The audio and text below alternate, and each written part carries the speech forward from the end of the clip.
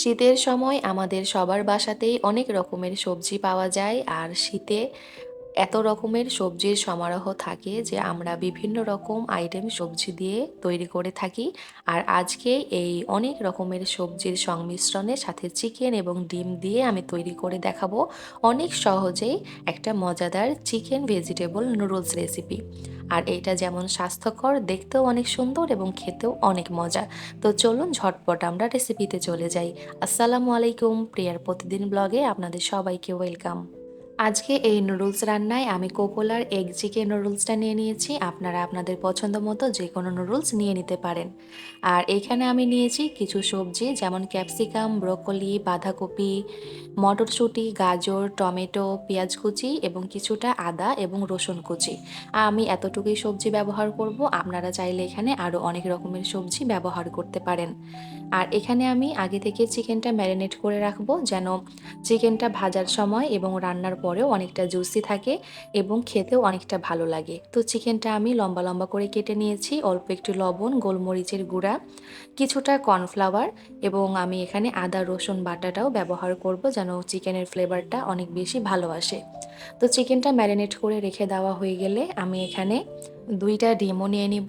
আর এই কোকোলা নুডলস রান্নাতে আমার ডিমের ফ্লেভারটা অনেক বেশি ভালো লাগে। আর আপনারা চাইলে ডিমটা স্কিপ করতেও পারেন। তারপরে আমি এখানে একটা হাঁড়িতে পরিমাণ মতো পানি গরম করতে বসিয়ে দিয়েছি, যেহেতু নুডলসটা সেদ্ধ করতে হবে।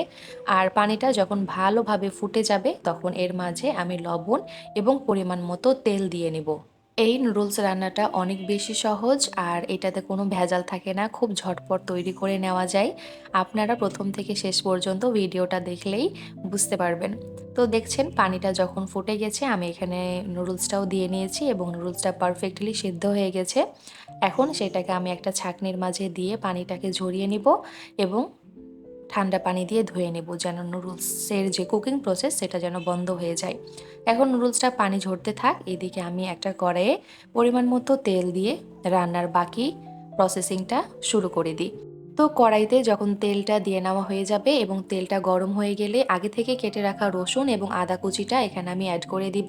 এবং আদা এবং রসুন কুচিটা দিয়ে নেওয়া হয়ে গেলে আমি বেশ কিছুক্ষণ ভেজে নিব, যেন ফ্লেভারটা ভালোভাবে নুডলসের মাঝে যায়। এরপরে এখানে আমি হাফ কাপ পেঁয়াজ কুচি অ্যাড করে দিব। আর পেঁয়াজটা হালকা ভেজে নেওয়া হয়ে গেলে আগে থেকে ম্যারিনেট করে রাখা চিকেনটাও আমি এখানে অ্যাড করে দিব। আর এইভাবে সব কিছু একসাথে রান্না করলে নুডলসের ফ্লেভারটা অনেক বেশি ভালো আসে এবং রান্নাটাও ঝটপট হয়ে যায়। আলাদা করে ভেজে নেওয়ার ঝামেলাটা থাকে না।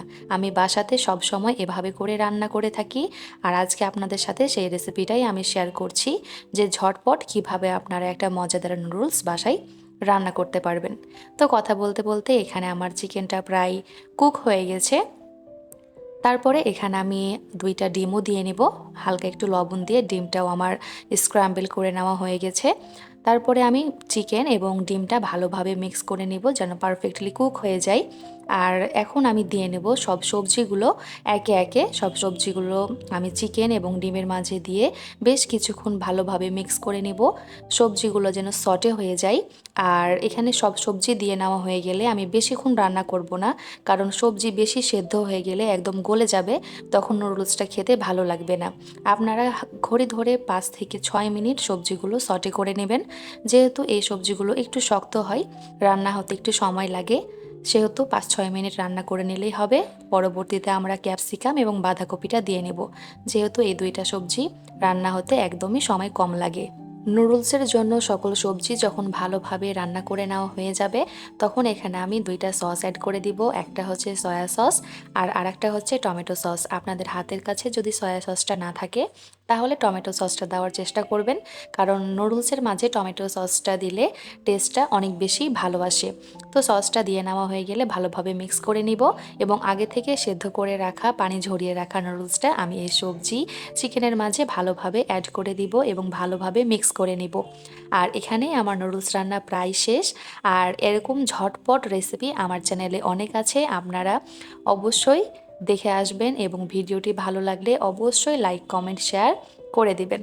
তো নুডলসটা রান্না প্রায় শেষ। শেষের দিকে আমি নুডলসের মাঝে যে মশলাটা থাকে সেটাও এখানে আমি অ্যাড করে দিয়েছি, আপনারা নাও অ্যাড করতে পারেন।